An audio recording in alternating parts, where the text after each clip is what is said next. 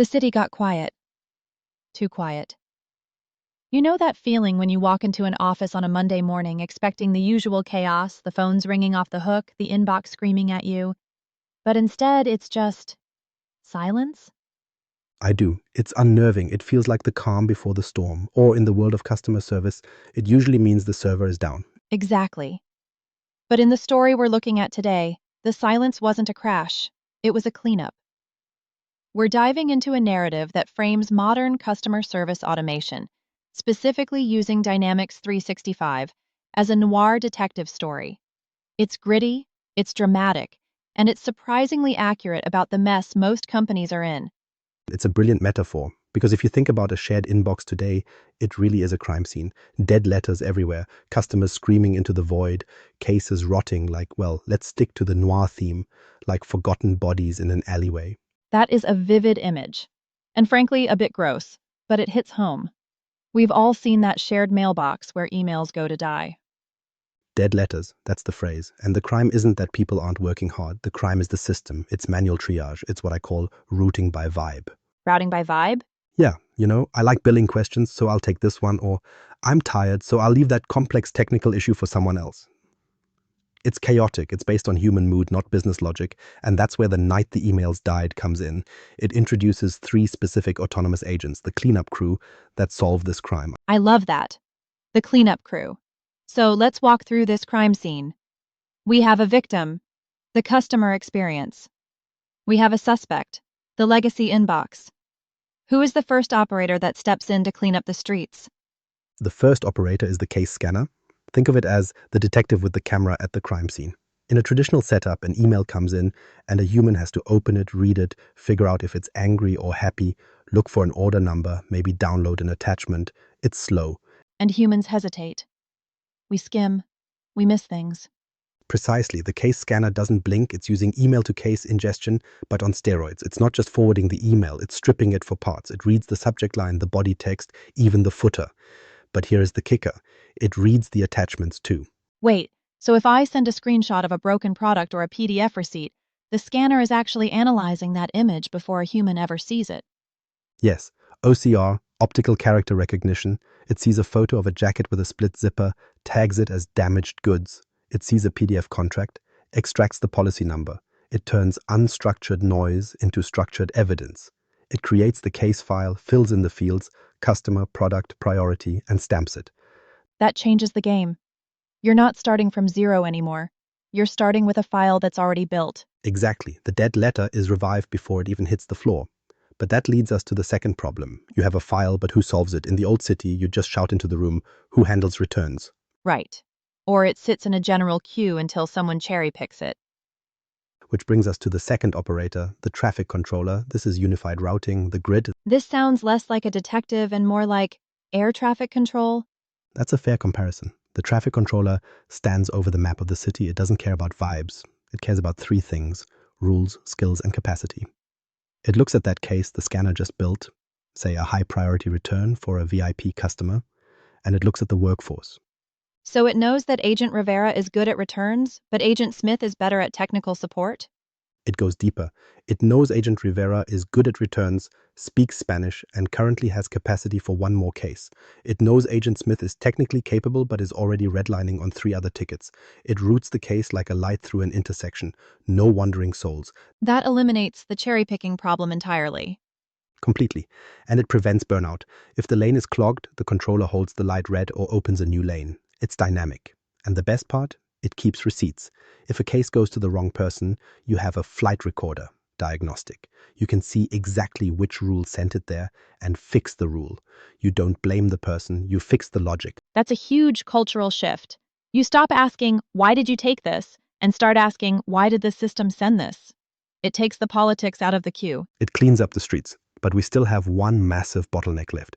The case is created, it's routed to the right person, but now that person has to actually write the response. The dreaded blinking cursor. The, thank you for your email, we value your business. Typing that out 100 times a day. It's soul-crushing, and it's slow. Enter the third operator, the shadow operator. That sounds ominous. It's actually the most helpful partner you could ask for. This is Copilot Studio. It sits in the room wired into the service. While the traffic controller is routing the case, the shadow operator is already reading it. It scans the archive, checks the knowledge base, and drafts the reply. So when the agent opens the case, the answer is already there? Not just an answer. The answer. It doesn't ask questions the company already knows the answers to.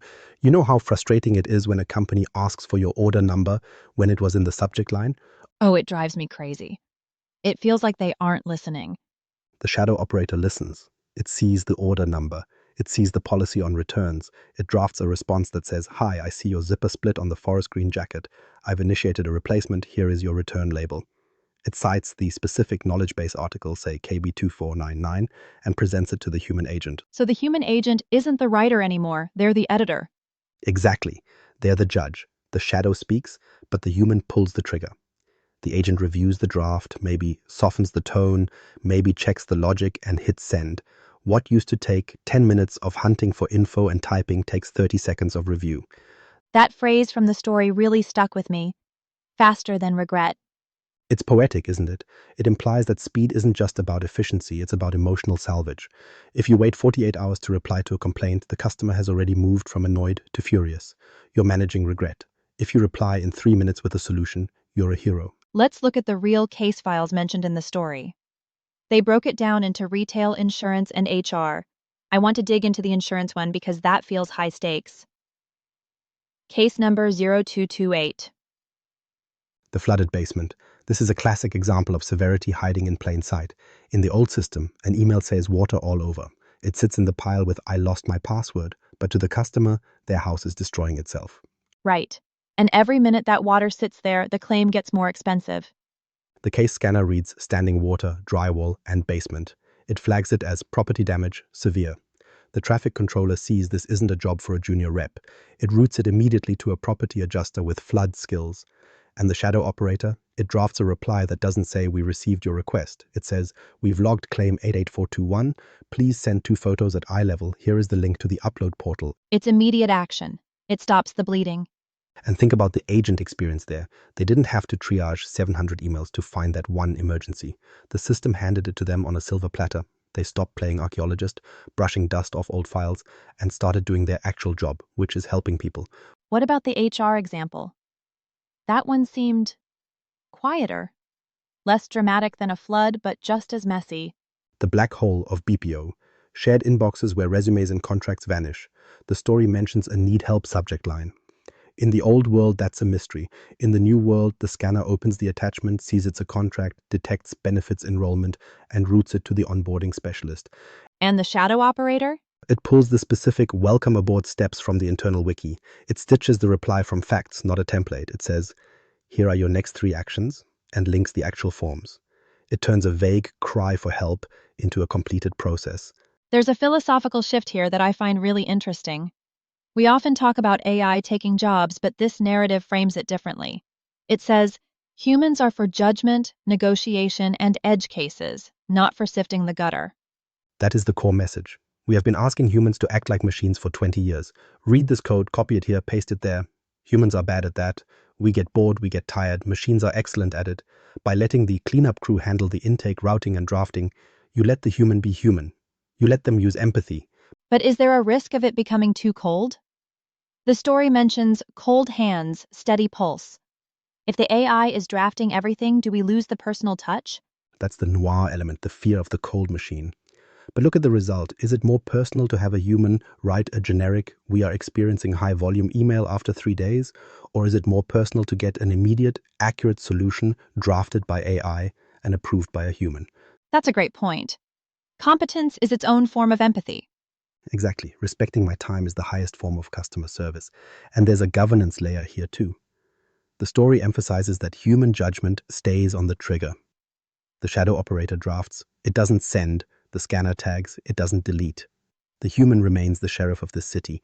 So the night the emails died isn't a tragedy. It's the night the noise died. It's the night the clutter died. The night the anxiety of the unread inbox died. When you clear away the noise, you can actually hear the customer. And frankly, for the businesses running these systems, you can finally see the data. The receipts. The receipts. You can't improve what you can't measure. If your inbox is a chaotic pile, you don't know why customers are churning. Once you structure it, scanner, controller, shadow, you get logs. You can see, oh, 30% of our volume is about zippers. Okay, talk to manufacturing. Fix the zipper. You move from fixing the ticket to fixing the root cause. That is the ultimate goal. Continuous improvement. You stop just bailing water out of the boat and you finally plug the hole. I want to circle back to the noir demo concept. The story describes the speed of this interaction as 3 seconds faster than regret. It's such a powerful hook. For a business listening to this, someone who is maybe drowning in their own crime scene of an inbox, what is the first step? Do they just turn all 3 on at once? You can, but it's usually a progression. You start with the scanner, stop the bleeding, get visibility into what is actually coming in. Stop treating email as text and start treating it as data. Once you have structured data, then you turn on the traffic controller, you build the grid, you stop routing by vibe. And finally, the shadow operator.